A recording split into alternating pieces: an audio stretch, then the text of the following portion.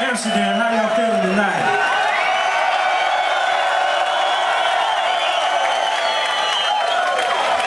Y'all sound great, great crowd. Who out there knows what brain freeze is? Okay. How about, what about a thing called product placement? Y'all heard of that? So if you know what that is, what you're about to see is the next logical step. Let me say that again. What you're about to see is the next logical step.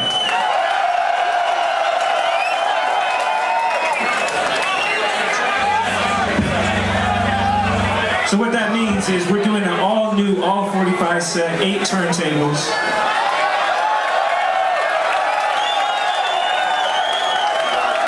This is only the second time we've done this set in front of an audience.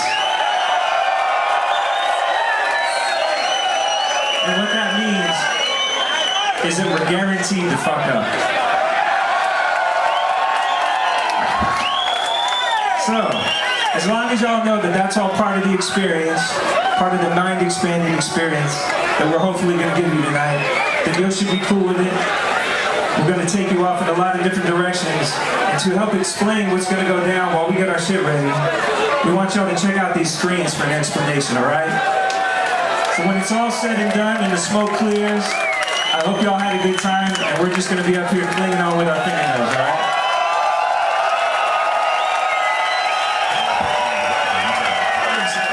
An all-new collaborative DJ set by Chemist and DJ Shadow. We have to take a couple of moments to explain what you're going to be seeing and hearing over the next hour. You may be asking, what makes these guys so special? And why should I care? At the end of the day, aren't they really just playing records? Let's start with the records. This is a 45 RPM record, or as they're frequently called outside of America, a 7-inch. Developed by RCA Victor Records in 1949, the 45 format was intended to provide a smaller, more attractive alternative to brittle, heavy 78s. The two formats existed concurrently until the rock and roll boom in the late 50s, when 78s got left behind as consumers required portability. Reaching their peak in the mid-60s, the 45 RPM format then began a slow, decades-long decline that continued until near extinction in the early 90s. What do you mean, near extinction? They still make these things? Yes, 45s continue to be manufactured to this day, albeit in diminished numbers. To many listeners, vinyl provides a tangible respite from the impersonal download model that has, in the eyes of some, removed an important physical component from the musical experience. After all, 45s have grooves. They have shape and form. They have labels that can be personalized. And as an artifact, they are finite. Only so many of each record are made, giving them a cachet of value and collectability beyond the music itself. In some ways, the portability of the 45 has contributed to its rarity. The records were often viewed as disposable and frequently stored without sleeves. In fact, it's safe to estimate that as much as 90% of existing vinyl made between 1949 and 1979 was simply thrown away. Vinyl has always been, and probably always will be, the preferred format for scratch DJs. The tangible grooves provide a tactile experience that simply cannot be replicated by any other format. However, 45s are somewhat problematic. For starters, they're smaller. There's less real estate to get a grip on. And those big holes can really wreak havoc when you're cutting it up.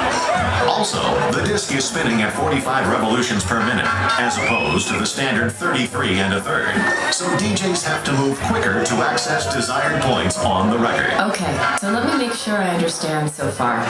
They're playing all 45s. Right. And nothing else? No computers? No keyboards? Correct. All audio is being delivered via vinyl on 8 turntables into 4 mixers. Sometimes the audio is then being sent into either an effects box for echo effects, or into one of 2 guitar pedals, enabling us to loop the sound, loop the sound, loop the sound. Looping can also be done using precisely placed stickers on the record. More on that in a second. But all loops are performed in real time on stage. Essentially, when the show begins, it's a clean slate. How do they know what to play? I mean, how do they know where the part on the record is? Good question. DJs use stickers, markers, and other techniques to indicate where on the record the music begins. If the desired access point is further into the disc, stickers or clear tape can be used to help drop the needle into just the right groove. In this way, several different parts of the same record can be marked. Although, after a few, it becomes a little confusing. But I heard they were just pressing up new 45s of stuff that didn't originally exist in the format. Isn't that cheating? Yes, that would be. That's why, as with the two previous sets, all 45s being played are original, vintage pressings. Okay. Well, how do I know who's playing what? I can barely see them. Don't worry, we have cameras. Thank you for listening. We hope this explanation has helped your understanding and appreciation